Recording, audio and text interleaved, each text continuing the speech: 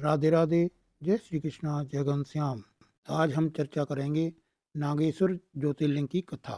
द्वारका नाम की एक प्रसिद्ध राक्षसी थी जो पार्वती जी से वरदान प्राप्त कर अहंकार में चूर रहती थी।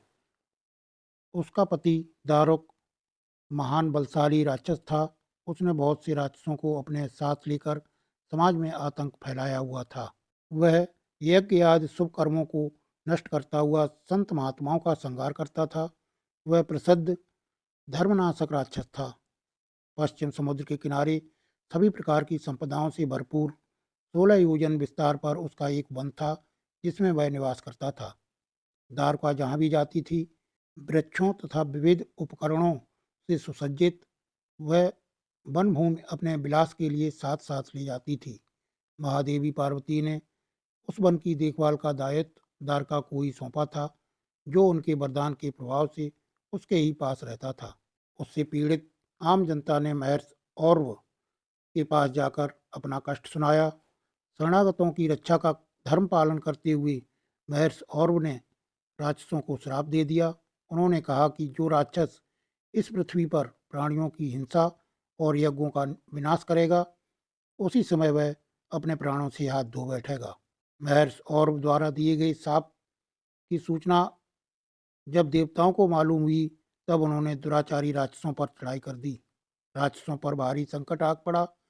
यदि वे युद्ध में देवताओं को मारते हैं तो शाप के कारण स्वयं मर जाएंगे, और यदि उन्हें नहीं मारते हैं तो पराजित होकर स्वयं भूखों मर जाएंगे। उस समय द्वारका ने राक्षसों को सहारा दिया और भवानी के वरदान का प्रयोग करते हुए वह संपूर्ण वन को लेकर समुद्र में जा बसी।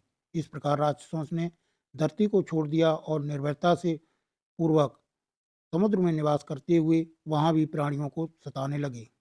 एक धर्मात्मा और सदाचारी सुप्रिय नामक शिव भक्त वैश्य था। जब वह नौका पर सवार होकर समुद्र के जलमार्ग से कहीं जा रहा था, उस समय दारुक नामक एक भयंकर बलशाली राक्षस ने उस पर आक्रमण कर दिया। राक्षस दारुक ने सभी लोगों सहित सुप्रिय का अपहरण कर लिया और अपनी पुरी में ले जाकर उसे बंदी बना लिया। क्योंकि सुप्रिय शिवजी का अनन्य भक्त था, इसलिए वह हमेशा शिवजी की आराधना में तन मन से लगा रहता था। कारागार में भी उनकी आराधना बंद नहीं हुई और उन्होंने अपने अन्य साथियों को भी शिवजी की आराधना के प्रति जागरूक कर दिया। वे सभी शिव भक्त बन गए। कारागार में शिव भक्ति का ही बोलबाला हो गया। जब इसकी सूचना राक्षस दारुक को मिली तो वह क्रोध में उबल उठा। उसने देखा कि कारागार में सुप्रिय ध्यान लगाए बैठा है, तो उसे डांटते हुए बोला, वैश्य, तू आंखें बंद करके मेरे विरुद्ध कौन सा षड्यंत्र रच रहा है? वह जोर जोर से चिल्लाता हुआ धमका रहा था। इसका उस पर कुछ भी प्रभाव न पड़ा। घमंडी राक्षस दारुक ने अपने अनुचरों को आदेश दिया कि इस शिवभक्त को मार डालो। अपनी हत्या के भय से भी सुप्रिय डरा नहीं और वह भयहारी संकटमोचक भगवान शिव को पुकारने में ही लगा रहा। भोलेनाथ, आप ही हमारे सर्वस्व हैं, आप ही मेरे जीवन और प्राण हैं। इस प्रकार सुप्रिय वैश्य की प्रार्थना को सुनकर भगवान शिव एक बिल से प्रकट हो गए। उनके साथ ही 4 दरवाजों का एक सुंदर मंदिर प्रकट हुआ। उस मंदिर के मध्य भाग में एक दिव्य ज्योतिर्लिंग प्रकाशित हो रहा था तथा शिव परिवार के सभी सदस्य भी उसके साथ विद्यमान थे। वैश्य सुप्रिय ने शिव परिवार सहित उस ज्योतिर्लिंग का दर्शन और पूजन किया।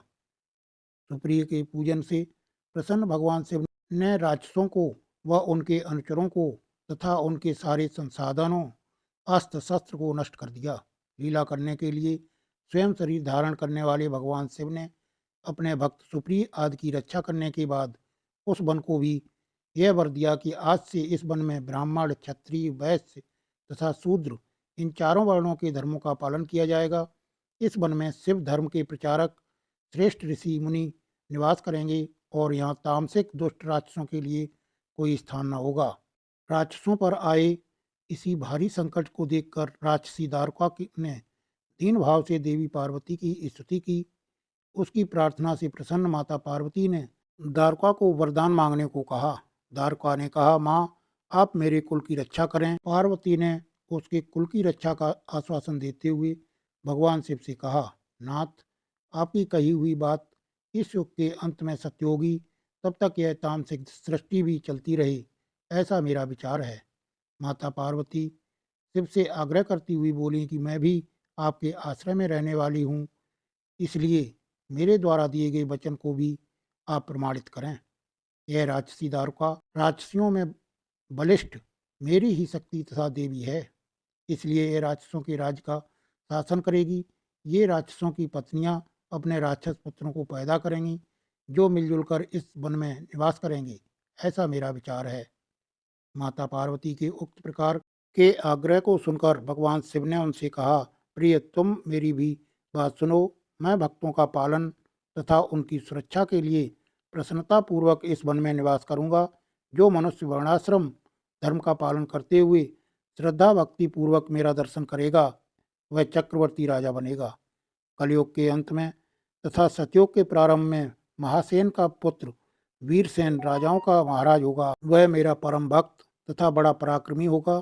जब वह इस वन में आकर मेरा दर्शन करेगा, उसके बाद वह चक्रवर्ती सम्राट हो जाएगा।